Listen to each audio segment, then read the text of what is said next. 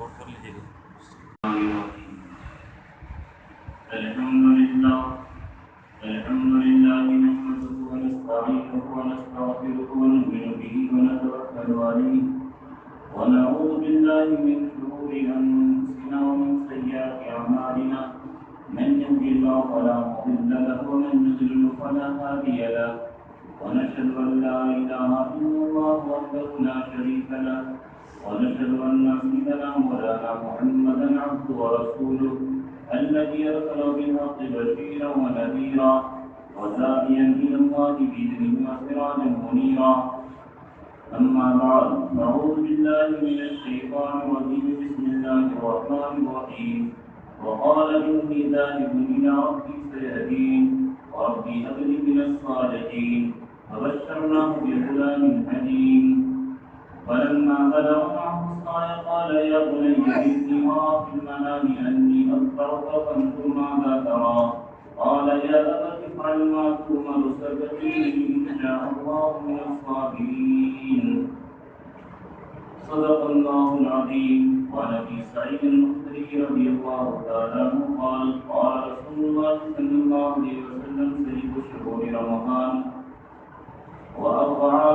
حرمة حرمة ذو الحجة أو كما قال عليه الصلاة والسلام. رواه البيهقي. صدق الله العظيم وصدق رسوله النبي الكريم ونحن على ذلك لمن الشاهدين والشاكرين والحمد لله رب العالمين. میرے محترم بزرگ اور دوستو، اب قریب ذی الحجہ کا مہینہ آنے والا ہے. ذی الحجہ کے معنی آتے ہیں حج والا مہینہ. ذی کے معنی ذو کے معنی والا اور حج کے معنی حج. ذی الحجہ حج کا مہینہ، کیونکہ حج اسی مہینے میں کیا جاتا ہے اس لیے اس ماہ کو ذی الحجہ کہا جاتا ہے. اللہ تبارک تعالیٰ کی رحمت مسلمانوں پر رمضان ہی سے سایہ ختم ہونا شروع ہوتی ہے اور رمضان ہی سے اللہ تعالیٰ کی رحمت برستی ہے اور فوراً شوال میں بھی شروع ہو جاتا ہے. اشہر حرم یعنی حج کا مہینہ ہے. اگر اس زمانہ میں تو خیر سواری کی سہولت ہو گئی، اس لیے لوگ آرام سے اپنا دن بعد جاتے ہیں. پہلے زمانہ میں تو 6 مہینہ پہلے لوگ حج کے لیے نکلتے تھے اور گھر سے نکلتے تھے تو عید کے بعد ہی احرام باندھ لیا کرتے تھے اور نکلتے تھے. تو حج کا زمانہ اگرچہ حج تو 5 دن میں ادا ہوتا ہے، لیکن حج کا مہینہ عید کے بعد ہی سے شروع ہو جاتا ہے. یہ بڑا متبرک مہینہ ہے اور خاص کر کے جو ذی الحجہ ہے یہ بڑی فضیلت کا مہینہ ہے. چنانچہ اللہ تبارک تعالیٰ نے جو قسم کھایا والفجر ولیال عشر، قسم ہے فجر کے وقت کی یا فجر کی نماز کی اور 10 راتوں کی. رئیس المفسرین حضرت عبداللہ بن عباس رضی اللہ تعالی عنہ فرماتے ہیں کہ ولیال عشر 10 رات کی جو اللہ تعالیٰ قسم کھائے، ان 10 راتوں سے مراد یہی عشر ذی الحجہ یعنی 1 ذی الحجہ سے لے کر 10 ذی الحجہ کی رات تک ہے. چنانچہ علماء کرام، محدثین اعلام، فقہائے کرام کا اس بات پر اتفاق ہے اور جیسا کہ حدیث میں نے آپ کے سامنے بیہقی کی پیش کی، افضل الشہور عند اللہ رمضان، کہ سب مہینوں میں سب سے بہتر مہینہ تو اللہ کے نزدیک رمضان کا مہینہ ہے، لیکن رمضان کے بعد سب سے بہتر دن جو ہے وہ 1 بقرعید کے 1 تاریخ سے لے کر کے 10 تاریخ تک. چنانچہ اس کی فضیلت بیان کی گئی کہ ایک حدیث ہے بیہقی کے اندر غالباً یہ روایت مذکور ہے کہ اللہ کے نبی فجر کی 2 رکعت سنت کبھی نہیں چھوڑتے تھے، ہر مہینے کا 3 دن روزہ کبھی نہیں چھوڑتے تھے اور 10 محرم کا روزہ کبھی نہیں چھوڑتے تھے اور 1 ذی الحجہ سے لے کر 9 ذی الحجہ تک کے روزہ کو کبھی نہیں چھوڑا کرتے تھے. ایک دن کے روزے کا ثواب 1 سال کے روزے کے برابر ملتا ہے. 1 سال کے گناہ معاف ہو جاتے ہیں. اتنا متبرک مہینہ ہے اس لیے اگر ہم لوگوں کی رمضان میں تو خیر کھاتے پیتے نہیں ہیں اور تراویح کی ذمہ داری رہتی ہے، اگر اس کے اندر نعوذ باللہ کسی طرح کی کمی کوتاہی ہو گئی تو پھر اللہ تعالیٰ وقت ہمیں دے رہے ہیں 1 ذی الحجہ سے لے کر 10 ذی الحجہ تک، کہ جس طرح رمضان میں ہم گناہوں سے ٹی وی دیکھنے سے سارے گناہوں سے بچتے تھے، اسی طرح اس میں بھی بچنے کی کوشش کریں۔ یہ ذی الحجہ کی فضیلت ہے، لیکن یہ ذی الحجہ کی فضیلت کی پیچھے راز کیا ہے، اس کی قربانی کی تاریخ کیا ہے؟ آپ میں سے ماشاءاللہ بہت سارے حضرات پڑھے لکھے ہیں، جانتے ہیں، لیکن ہمارے نوجوان نسل کچھ ایسی ہے کہ وہ نہیں جانتے ہیں، تو اس لیے میں ان کے رعایت کرتے ہوئے آپ جانتے ہیں تو اس نیت سے سنیے کہ سنیں گے تو اذا تکرر الکلام علی السمع تقرر فی القلب، کہ جب بات کان پر بار بار پڑتی ہے تو وہ بات دل کے اندر جم جاتی ہے، اس نیت سے سنیں۔ اور جو نوجوان طبقہ ہمارے نہیں جانتے ہیں وہ توجہ کے ساتھ سنیں کہ اس قربانی کی تاریخ کیا ہے، اس قربانی کی مشروعیت کیسے ہوئی۔ میں نے آپ کے سامنے خطبہ میں جو آیت کریمہ تلاوت کی، وقال انی ذاہب الی ربی سیہدین، یہ قرآن پاک یہ اصل تو یہ ہدایت کی اور نصیحت کی کتاب ہے، اس سے کہانی کی طرح تمام چیزوں کو قرآن نہیں بیان کرتا، صرف اشارہ میں بیان کر دیتا ہے اور اس کی تشریح کرنی پڑتی ہے۔ ابراہیم علیہ السلام ایسے ماحول کے اندر، ایسے گھر کے اندر آنکھ کھولے جہاں پر بت بنایا جاتا تھا اور بت پرستی کا ماحول بہت زیادہ گرم تھا۔ ابراہیم علیہ السلام جب بت کو توڑے، میں اختصار کے ساتھ بیان کرنا چاہتا ہوں، اصل تو قربانی کی تاریخ بیان کروں گا۔ ابراہیم علیہ السلام جب بت کو توڑے اور باپ آزر نے نکال دیا اور ابراہیم علیہ السلام کو بڑی سختی برداشت کرنی پڑی، تو اپنے وطن سے نکل کر کے فلسطین ملک شام کے اندر اپنے بھانجے حضرت لوط علیہ السلام کے ساتھ آئے۔ اس وقت تک ان کی کوئی اولاد نہیں تھی۔ وقال انی ذاہب الی ربی سیہدین، کہ اے میرے ملک کے لوگوں، اے میرے گاؤں کے لوگوں، اے میرے رشتہ داروں، تم لوگوں نے مجھے نکال دیا تو میں اپنے رب کی طرف جا رہا ہوں، میرا رب مجھے رہنمائی کرے گا اور سیدھی راستہ دکھائے گا۔ وقال ربی هب لی من الصالحین، اور ابراہیم علیہ السلام کی عمر اس وقت 76 یا 86 سال کی ہو چکی تھی، کوئی اولاد اس وقت نہیں تھی۔ ابراہیم علیہ السلام رو رو کر کے گڑ گڑا کر کے دعا کیے تو 99 سال کی عمر میں اللہ تعالیٰ نے اولاد دی، فبشرناہ بغلام حلیم، کہ ہم نے ایک خودبار، ایک ہونہار لڑکے کی خوشخبری دی، اور یہ اسماعیل علیہ السلام ہیں جو حضرت حاجرہ رضی اللہ تعالیٰ عنہ کے بدن سے پیدا ہوئے، اور یہ اسماعیل علیہ السلام کی ولادت ہوئی، اور یہ کیسے بردبار ہے ان کا واقعہ بھی آگے آئے گا۔ دوبارہ سب سے پہلا امتحان کہ اللہ تعالیٰ قرآن میں فرمائے گی وَإِذِ ابْتَلَىٰ إِبْرَاهِيمَ رَبُّهُ بِكَلِمَاتٍ فَأَتَمَّهُنَّ، کہ آپ کے رب نے ابراہیم کو امتحان لیا چند باتوں کی، اور ابراہیم علیہ السلام اس امتحان میں مکمل کامیاب ہو گئے، تو اللہ تعالیٰ انعام میں کیا فرمائے، انی جاعلک للناس اماما، کہ اے ابراہیم ہم آپ کو لوگوں کا امام بنا دیں گے۔ چنانچہ ابراہیم علیہ السلام ایسے نبی ہیں کہ مشرکین بھی کہتے ہیں کہ ہم ابراہیم علیہ السلام کے طریقے پر چلتے ہیں، بت پرست بھی وہی کہتے ہیں، عیسائی لوگ بھی وہی کہتے ہیں، یہودی لوگ بھی کہتے ہیں کہ ہم ابراہیم کو مانتے ہیں، لیکن ابراہیم علیہ السلام کی شریعت کی پیروی کرنے والے، ابراہیم علیہ السلام کو ماننے والے صحیح میں صرف اور صرف ابھی امت محمدیہ ہے کہ ابراہیم علیہ السلام کی پیروی کرتی ہے۔ چنانچہ حج اور قربانی میں اکثر عبادتیں، بہت ساری عبادتیں ایسی ہیں کہ ابراہیم علیہ السلام کی نقل ہے، وَتَرَكْنَا عَلَيْهِ فِي الْآخِرِينَ، کہ ہم نے بعد والوں میں چھوڑا۔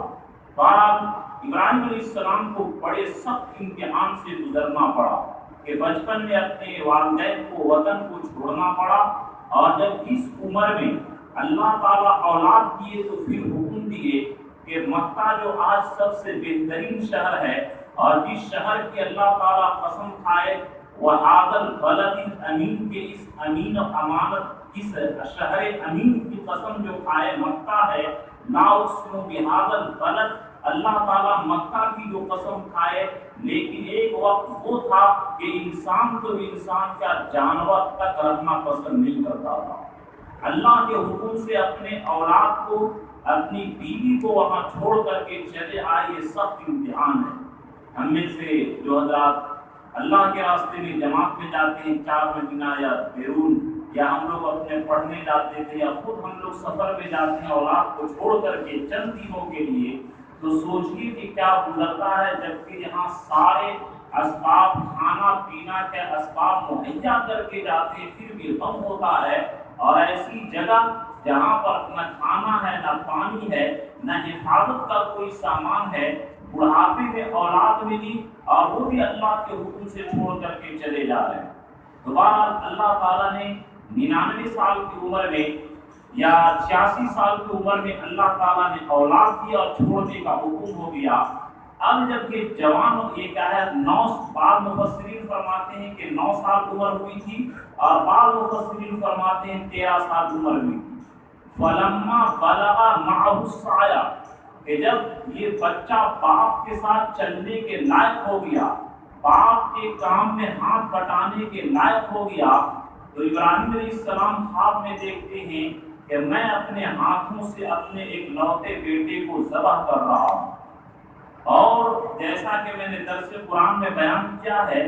کہ وحی کی شکل ایک یہ بھی ہے کہ خواب میں اللہ تعالیٰ حضور کو دکھا دیتے تھے، تو نبیوں کا خواب بھی وہی ہوتا تھا۔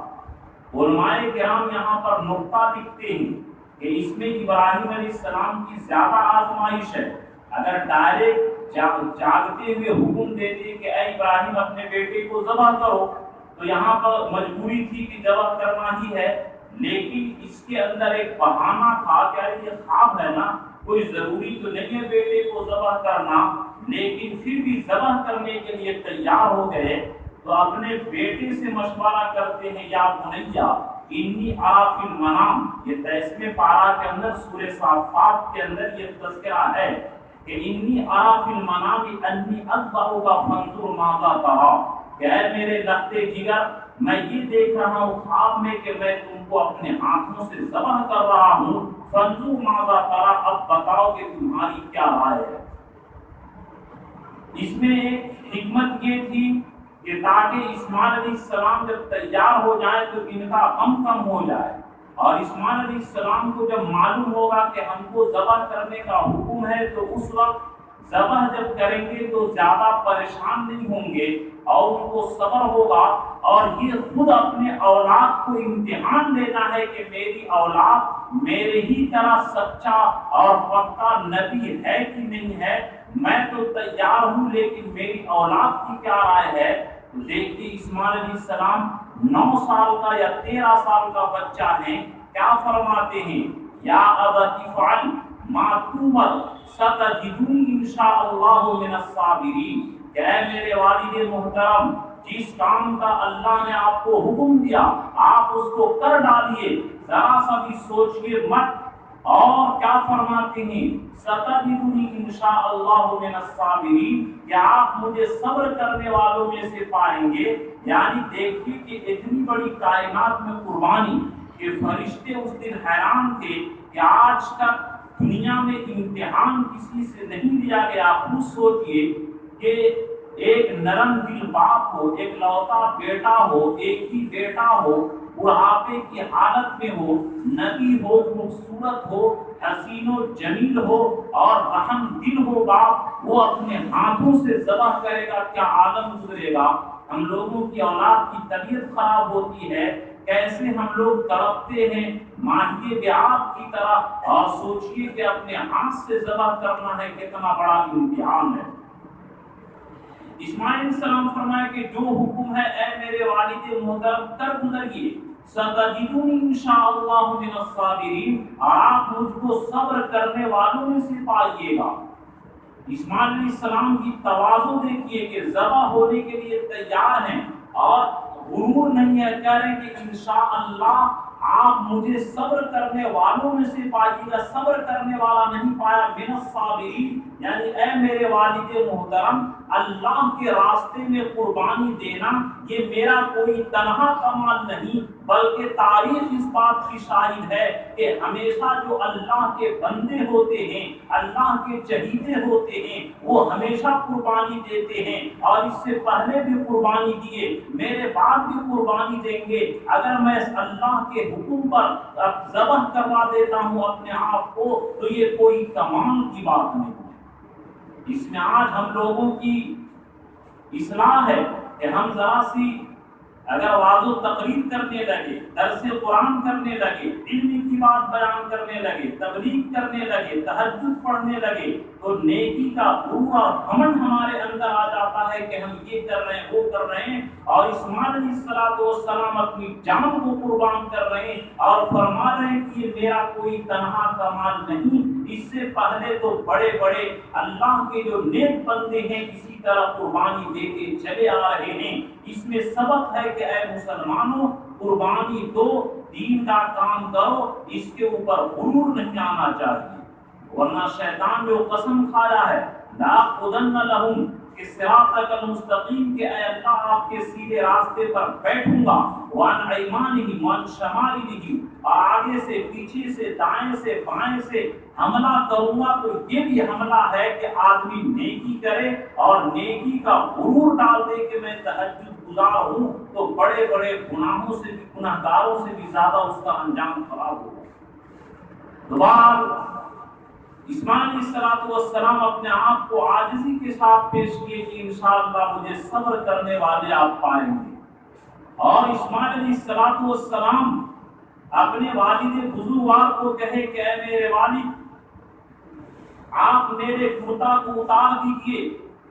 تاکہ میری والدہ جب دیکھیں گے میری کرتا کو خون نہیں لگا ہے تو صبر ہوگا، اور اگر میرے کرتا میں خون دیکھیں گے تو وہ زیادہ صبر نہیں کر پائے گی، روئے گی، اس سے میرے ثواب کے اندر کمی آ جائے گی۔ اور ابراہیم علیہ السلام پورے طاقت کے ساتھ ذبح کر ڈالے، لیکن چھری کو حکم تھا کہ اے چھری تم نہیں کاٹے گا، اور ایک روایت کے اندر ہے کہ ایک پیتل کا آگ چھری کے پاس آ گیا اور وہ چھری کو کاٹنے سے روک ڈالا۔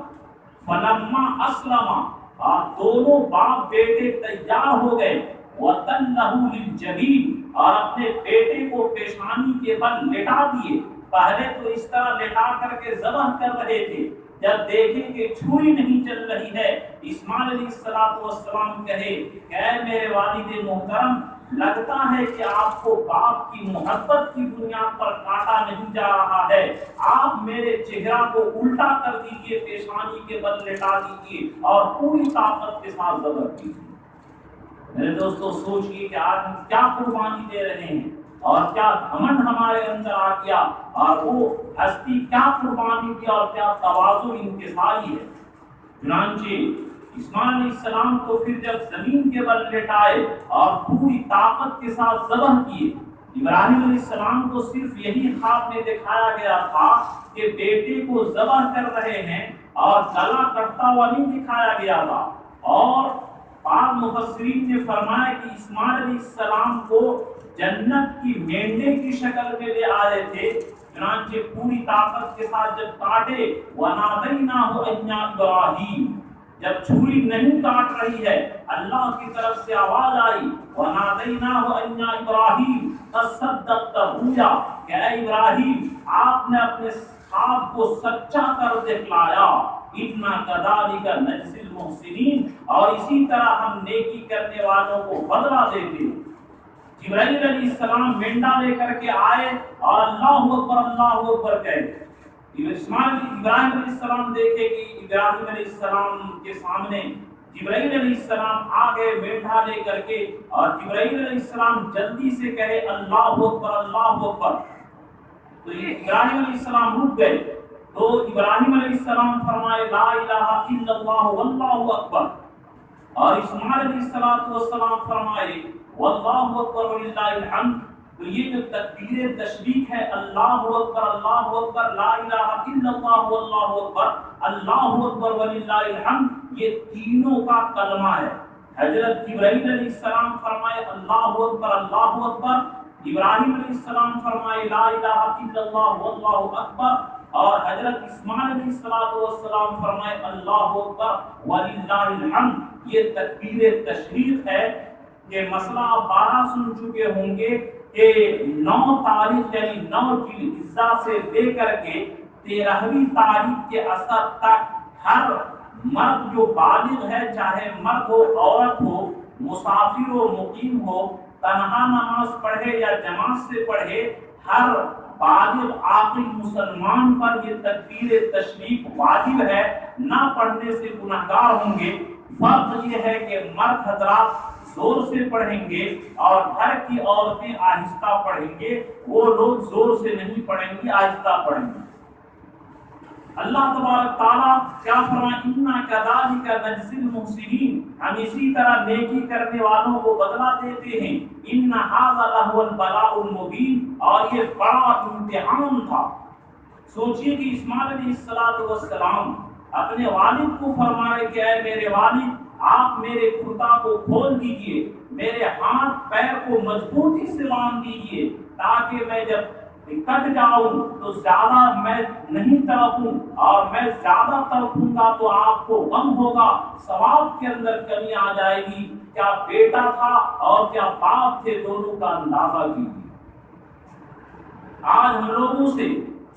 مال کی زکوٰۃ نہیں دی جاتی ہے، غریبوں کو صدقہ نہیں کیا جاتا ہے، اور فجر کے لیے آنکھ نہیں کھلتی ہے، نفس کی قربانی نہیں دے سکتے ہیں۔ میرے دوستو، ان حضرات نے کیا قربانی دی، اسی لیے تو اللہ نے انعام دیا، انی جاعلک للناس اماما۔ اور ایک جگہ یہ بھی فرمائے کہ وَإِبْرَاهِيمَ الَّذِي تَوَفَّى، کہ ابراہیم علیہ السلام پورا کا پورا امتحان دیے اور مکمل کامیاب ہو گئے، اور اللہ تعالیٰ نے ان کو انعام دیا۔ ہم لوگوں کا مزاج یہ بن گیا کہ پہلے انعام ملے پھر قربانی کریں گے، لیکن ساری دنیا کا دھندا میں پہلے پونجی لگاتے ہیں، نفع بعد میں ملتا ہے۔ نعوذ باللہ، آخرت کے بارے میں ہم لوگوں کا نظریہ یہ ہو گیا کہ پہلے نفع ملے پھر اپنے آپ کو لگائیں گے۔ ہم لوگوں کی نظریہ بدل چکا ہے۔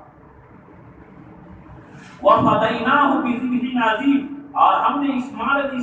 السلام کے بدلے میں ایک بڑا ذبیحہ عطا فرمایا، ایک مینڈے کی شکل میں۔ اور بعض مفسرین نے یہ بھی فرمایا کہ قابیل نے جو مینڈا پیش کیا تھا، اسی قابیل کے مینڈے کو اللہ تعالیٰ جنت سے بھیجے، اور اس کے کھور اور بال خانہ کعبہ کے اندر موجود تھا، لیکن جب آگ لگی تھی، آگ لگائی گئی تھی تو وہ اس وقت جل گئی تھی۔ تو بہرحال یہ قربانی بڑی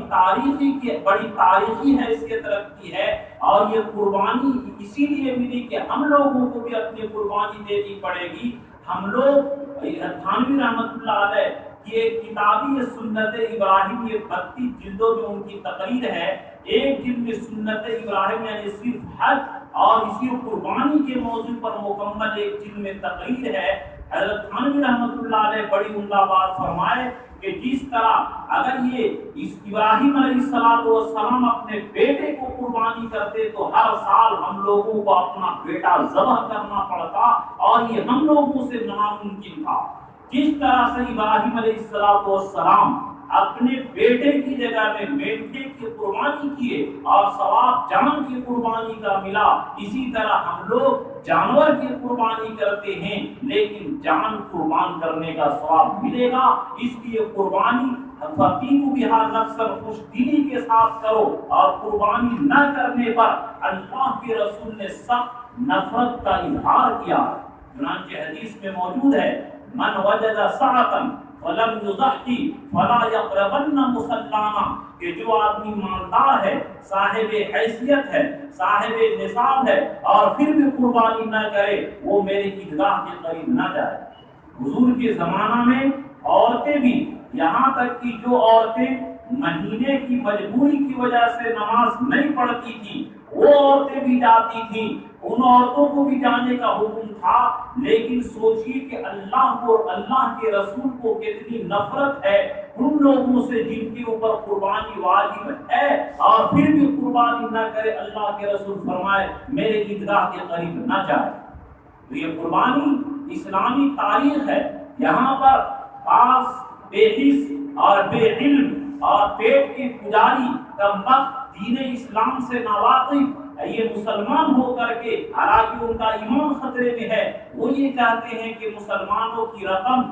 کئی کھرب کئی پدم اس وقت ذبیحے میں خرچ ہوتا ہے، اگر اسی ایک کھرب، اسی ایک پدم کو جمع کر کے مسلمانوں کا کارخانہ بنا دیا جاتا تو سال بھر کے روزی کا مسئلہ حل ہو جاتا۔ جو لوگ شریعت سے ناواقف ہوتے ہیں، بس ان کی سوچ کھانے کے علاوہ اور خواہشات پوری کرنے کے علاوہ آگے نہیں بڑھتی ہے۔ جس طریقے سے نماز ایک عبادت ہے، نماز نہ پڑھے کئی ارب روپیہ صدقہ کرے، نماز کے عذاب، نماز چھوڑنے کے عذاب سے نہیں بچ سکتا ہے، روزہ چھوڑنے کے عذاب سے نہیں بچ سکتا ہے۔ جس طرح مثال لے لیجیے کہ جس کو پانی پیاس لگی ہو اور کوئی کہے پانی مت پیجیے، پانی کی جگہ 1 لاکھ روپیہ لے لیجیے، لاکھ مار دیں گے 1 لاکھ روپیہ کو، کئی ارب روپیہ مل جائے، لیکن جو پیاس پانی سے بجھ سکتی ہے 5 روپیہ کے پانی میں، وہ 5 لاکھ کے یہ پیسے سے پیاس نہیں بجھ سکتی ہے۔ اسی طرح عبادت کی ایک روح ہے،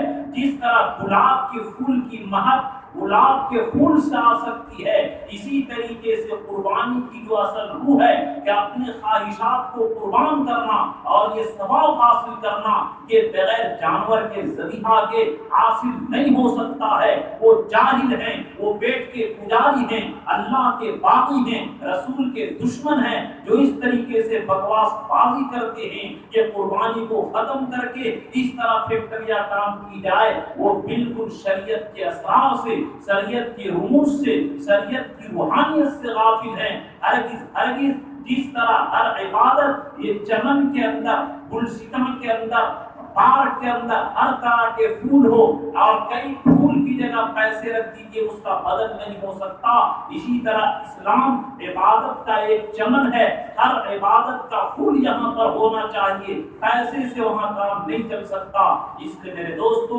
کتنی نفرت ہے نبی کو کہ نبی فرمائے کہ جو آدمی قربانی کی طاقت رکھتا ہو نہ جائے، وہ نہ کرے قربانی تو میرے عیدگاہ کے قریب بھی نہ جائے۔ اللہ کے رسول دنیا ہی کے اندر اس کو دھتکار دیے، وہ آخرت کے شخص، آخرت کے اندر وہ شخص کتنا زیادہ ذلیل ہوگا۔ اگرچہ یہ روایت ضعیف ہے، کمزور ہے، لیکن عمل کی فضیلت کے بارے میں معتبر ہے، جیسا کہ محدثین نے اصول بیان کیا ہے، سمنوا ضحایاکم یکون علی الصراط مطایاکم، کہ اپنے قربانی کی جانور کو موٹا کرو، یہ قربانی کے جانور قیامت کے دن پرسراب کے اندر تمہارے لیے سواری کا کام دیں گے۔ جتنا زیادہ عمدہ جانور ہوگا اتنا ہی زیادہ یہ تمہارے لیے پرسراب پر کام دیں گے۔ اللہ نے بھی فرمایا لن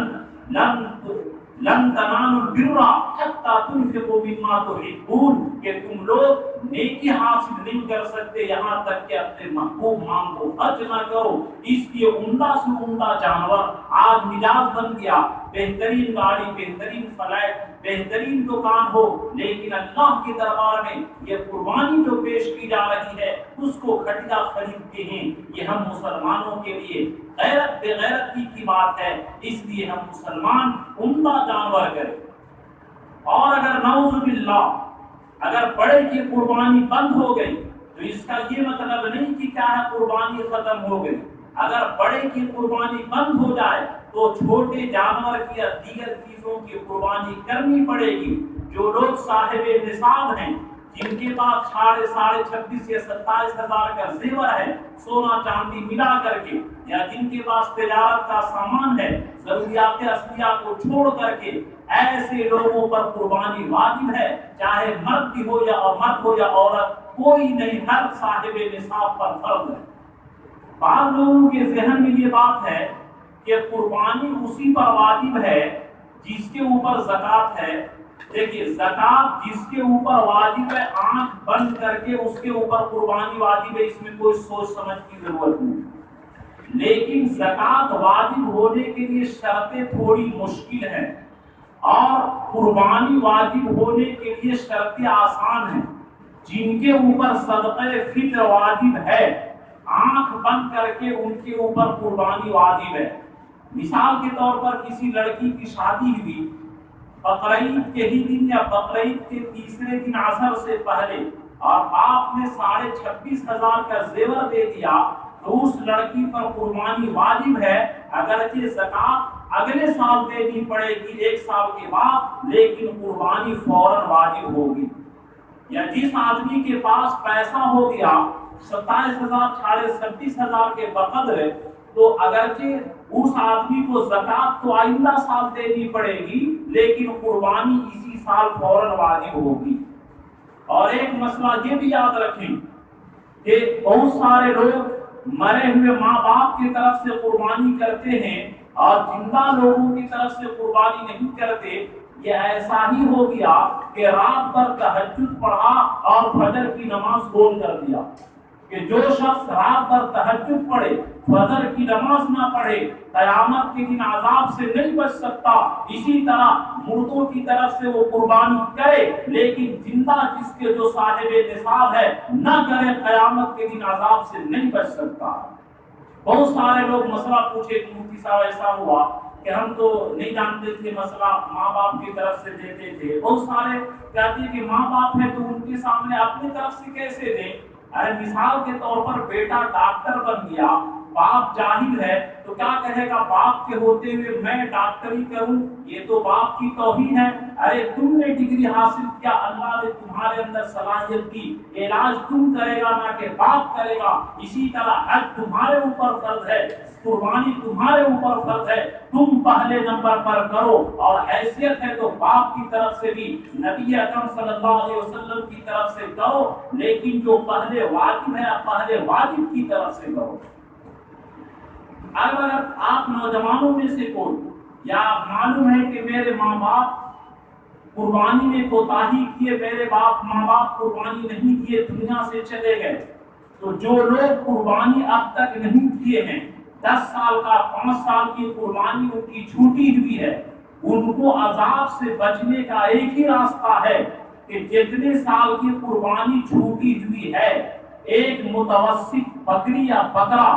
دیکھیے قربانی اگر چھوٹ جائے تو پھر 7واں حصہ سے کام نہیں چلے گا بڑے جانور بھی۔ اگر قربانی نہیں کر پائے تو مکمل ایک جانور کی قربانی دینی پڑے گی۔ اور قربانی جب آپ کر رہے تو ابھی قربانی کا گوشت کھانا جائز ہے، لیکن اگر قربانی نہیں کر پائے اور اگلے سال یا قربانی کے بعد آپ اس کے صدقہ کر رہے ہیں تو اس میں سے کھانا آپ کے لیے جائز نہیں ہوگا۔ قربانی کر رہے ہیں ابھی کھانا جائز ہے، شریعت کا حکم ہے، لیکن قربانی کے دن گزر جانے کے بعد یہ واجب التصدق یعنی صدقہ واجب ہو جاتا ہے اس کا کرنا۔ اب مالدار کو بھی کھانا جائز نہیں ہے اور جو مالدار کر رہا اس کو بھی کھانا جائز نہیں ہے۔ اس لیے اس مسئلے کو ذہن میں رکھیں کہ نعوذ باللہ جن حضرات کی طرف سے قربانی نہیں ہو سکی ہے یاد کریں کہ میرے ذمے اتنے سال کی قربانی ہے، وہ ہر سال کی طرف سے ایک بکری کھسی کا ہونا کوئی ضروری نہیں ہے۔ بعض لوگ ہم سے مسئلہ پوچھے کہ مفتی صاحب بکری کی قربانی جائز ہے؟ میں نے کہا بالکل جائز ہے، جس طرح بڑے میں بیل گائے دونوں کی جائز ہے اسی طریقے سے چھوٹے میں کھسی بکری دونوں کی جائز ہے۔ تو کم سے کم ہمارے یہاں 4-5 ہزار میں ایک دیہات میں بکری اور 8-9 ہزار میں بہترین درمیانی اور متوسط درجے کی مل جاتی ہے۔ تو بہرحال جن کے ذمے قربانی واجب ہے اور نعوذ باللہ قربانی نہیں کر پائے، چاہے وہ مرد ہو یا عورت ہو، بہت سارے عورتوں کی شادی ہوئی اور ان کے ذہن میں یہ تھا کہ 1 سال گزرنے کے بعد قربانی ہوگی، حالانکہ مسئلہ میں بتا چکا کہ جس طرح فطرہ واجب ہونے کے لیے سال کا گزرنا شرط نہیں، وہ صرف زکات واجب ہونے کے لیے شرط ہے،